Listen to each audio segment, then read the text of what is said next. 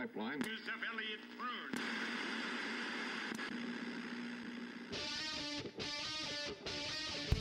Hey, yo.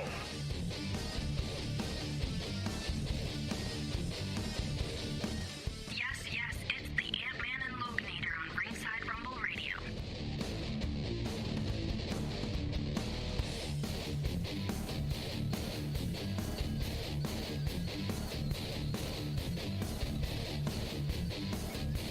Oh,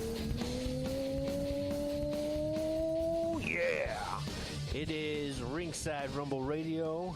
I am the Loganator alongside my good friend, the Ant-Man, Anthony Rivera. How have you been?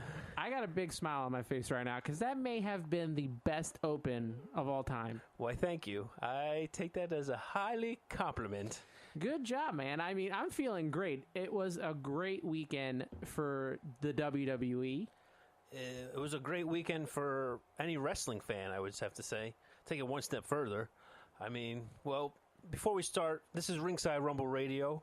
You are listening to us live and in charge. We can be heard on iTunes, Spreaker.com, iHeartRadio. Make sure to follow us on Twitter at Ringside Rumble, Facebook.com/Ringside Rumble. You got it, man. You're on a roll right now. I am. So, let's start things off. We'll take it from Sunday to Saturday. So we'll start with Sunday Because you got to first. save the best for last. Of course. So, did you partake in Money in the Bank yesterday? I told you I would last week, and I did. I thought it was a really good show. Mm-hmm. Much better than what we saw at Backlash a couple of weeks ago. Oh, I think the higher-ups finally got the memo and was like, okay, people are not happy. People are starting to walk out of this main event. We need to do something. We need to do something fast. Well, there was that and a thing called Dominion last week. So they needed to step up their game, and they did. And for the most part, I got to say, the women stole the show. The women stole the show in the Money in the Bank ladder match, and Ronda Rousey versus Nia Jax was a really good match. The two of them really did a good job. We finally got to see Ronda Rousey by herself. She needs to work on her moves a little bit, but she can go, and she really sells very well. Oh, 100%. When she climbed the top turnbuckle, I was a little nervous at first because she almost lost her footing, but you got to give her credit. I mean, this is her first match alone. She doesn't have a wrestler and her tag team, Kurt Angle or anything. And like you said before, she sold amazingly. When she was taking those hip tosses and throwing left and right by Nia Jax, you could see that she looked like she played the part very well. She was getting defeated completely. I was worried about her untied shoe, but that's no here or there. The thing I always worry about someone like Ronda is that she'll suffer from the same issues that Brock Lesnar suffers from, and that is not caring enough, because he'll just beat the living stuffing out of you like he did to Randy Orton and like he's done to Roman Reigns. Yes. But I feel like Ronda kind of just, even with some of those hard moves that she was doing, she really, took care of Nia during that match. Oh, 100%. But you also have to remember, Ronda Rousey grew up watching WWE. She was a fan, so this is totally different than Brock Lesnar just coming over and collecting a paycheck. He was like, where Brock Lesnar was like, hey, you know what? Football didn't work out. You know what? I did Division I wrestling. Now I'm going to try this pro wrestling thing, and then I'm going to leapfrog over to UFC and then come back and collect another big paycheck. Ronda Rousey is a legit fan. She even admitted it in a few interviews a while back, saying how she grew up watching it. She enjoyed watching it when she was a kid, and now she's fulfilling her, probably I'd say one of her dreams, competing in a WWE ring. And just like you said, seeing the way she performed, the way she maneuvered, I mean, I'm glad she didn't get the title. I think it's too soon for her to be the champion, but I could see maybe give it a year or two down the road, let her get some more matches under her belt, and she could possibly be either a SmackDown or a Raw Women's Champion. She needs a mouthpiece, I think. And once she gets that mouthpiece, I think she will be ready to main event in no time. Oh, I agree. One who I've spoken about many times to you, who I think would be a great mouthpiece, Paul Heyman, he stands out to me. I mean, if Brock Lesnar, if the rumors are true and he leaves after SummerSlam, drops the title and says, you know what, I'm leaving, I'm going back to UFC, I think he would benefit her the most. But she would have to then become a heel, I think, because you can't take Paul Heyman seriously as a face. There's no way around that. I don't see him as a face. I've never seen him as a face, even when he was doing commentary back then when WWE was on TNN, if you remember that. Yeah, but, you know, she smiles just so much that it's like... That's the problem. Can you take her as a heel? I mean, I don't know, but one person who is a great heel, and forget about Nia Jax and forget about Ronda, it was the Alexa Bliss show. You couldn't have written a better script. I mean, last night, people wanted to see something new. They wanted to see something fresh. The crowd was hot. They were chanting numerous chants. They were behind Becky Lynch for a while. They were going back and forth. They had Charlotte wooing. And then finally, when Alexa Bliss won the briefcase and took it down off the carabiner, the crowd went nuts. That's what that's called, huh? Carabiner? Yeah, I didn't know that. Yeah, you learned something new today. Just call it the hook. The hook? Yeah. So then after the match, the match didn't even finish with Nia Jax and Ronda Rousey. She comes out, interferes, causes DQ, annihilates Ronda Rousey, which was pretty damn cool, I have to admit. And Nia and Ronda come out looking strong anyway. Oh, of course. And Alexa Bliss cashes in less than, 2 hours? She cashes in the Money in the Bank? They were hot for, like you said, they were hot for Alexa and they were hot for Becky Lynch. And I don't think anyone else winning would have made that match any more exciting than those two right there.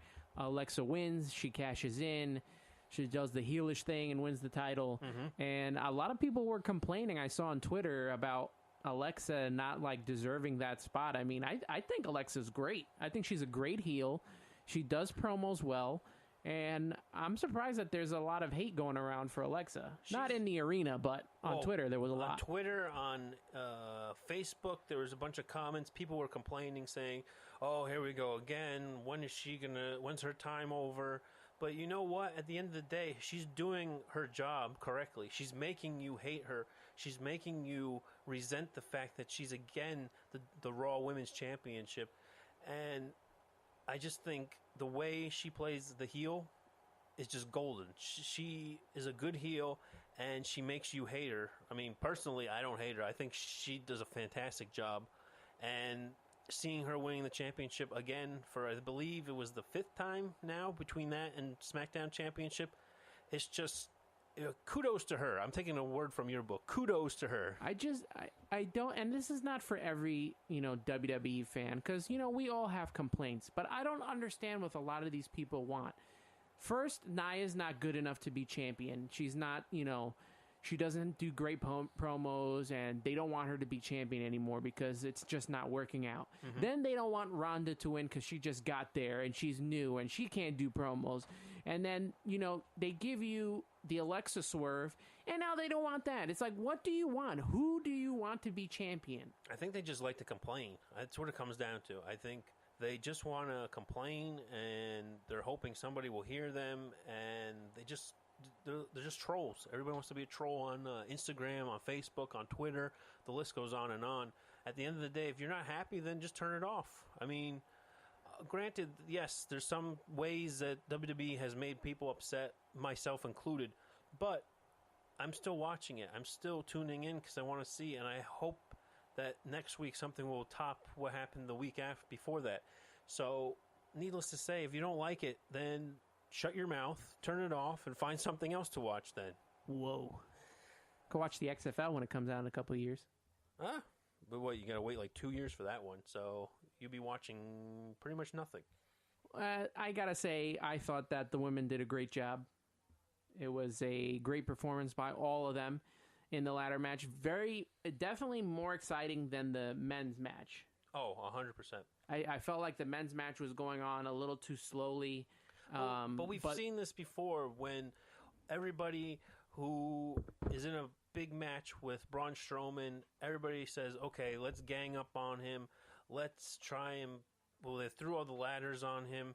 If you remember, what was the one match when he was in a huge tag match and they tried to take him out and throw him in a dumpster, and just it's frustrating seeing that. And I get what the WWE's trying to do. They're trying to prove that he is the monster among men and nobody can stop him, and eventually he's going to be the Universal Champion.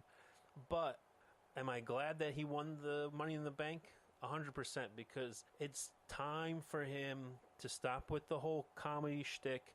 It's time for him to finally be the champion that everybody so badly wanted for the longest time. And they teased it a while back when he was with Brock Lesnar in that one singles match, and he was close to winning, and then he was suplexed to the table, and then the Elimination Chamber, he almost came close winning that as well. But now we are finally, I think, going to see Braun Strowman. I don't know when it's going to be. People were rumoring, saying maybe SummerSlam, maybe the night after SummerSlam. But eventually he's going to cash in his Money in the Bank briefcase, and he will be the next Universal Champion. Believe that. I think enough is enough with the Brock Lesnar experience and the experiment for him. I know Vince thinks that he's a big money maker, and maybe he is for him. But to me, you can't tell me that I'm tuning into a pay-per-view to see Brock Lesnar. He's the main reason why I want to see WrestleMania. He's definitely not. I'd rather see, Cena and Reigns go at it again than see, Brock Lesnar. And they have Ronda Rousey, and Ronda is really into it. She has been, like you said, a wrestling fan since she was a child, and she's really into this, and she's shown more to me than Brock Lesnar has shown. I mean, we don't even see the Universal Championship being defended at every pay-per-view. We see it, once on WrestleMania, once maybe at the Royal Rumble. Only the big pay-per-views, I'd say. And like you said, they're trying to build this title up, but unfortunately, when you're the champion, you are on watch. People want to take your title. You need to defend that whenever the case may be. And that goes into my next match, WWE Championship. AJ Styles, he is a true champion for the company right now. And I don't like bad-mouthing, but it gets me angry when you have the WWE Championship match. Hasn't been in the main event since, I can't even remember the last time on a pay-per-view. It's not even their main title anymore. No, and it's frustrating because that was the most prestigious title growing up when you watched WWE, the WWE or the WWF Championship match. And it was always at the end, and you knew you were going to be wowed and in for a big treat because you saw 2 guys or 3 guys or 4 guys. How many guys were in the ring competing for this match? And you just knew something magical was going to happen. And last night, the match was great. I enjoyed the Nakamura AJ Styles match. Kudos to both of them. They both are great workers in the ring. They both work great together. It was their best match in the trilogy for sure. Of course. But having it, second to third match before the main event, I was kind of like, okay, here we go. Again, in the middle, lost amongst the shuffle. And, I mean, granted, the crowd was still hot for it because, yes, you were in Chicago. But if you were in another town or city, I don't think that much pop would be for that match that was going on at that time frame. That match I thought was really good. It was the best out of the 3, like I said before. The only thing was, at this point, I'm kind of over the feud now. I would agree. I was over the feud after the first 2. After the second match, where they kind of try to do that little schmaz ending, I was over it already. Mm-hmm. They did not do what I thought they were going to do at WrestleMania. It wasn't the match that I thought we were going to have. Mm-hmm. And then they do the schmazzy ending at Backlash. And by that point, I was already done. I didn't want to see a third one. But this time, they really did have that's their second best match because their best match is at Wrestle Kingdom still, by far. Oh, 100%. The only issue I had with that match wasn't even the match itself. It was the end of the match when Michael Cole congratulated Nakamura for a job well done, almost like he won the title. And I'm sitting there last night scratching my head like, really?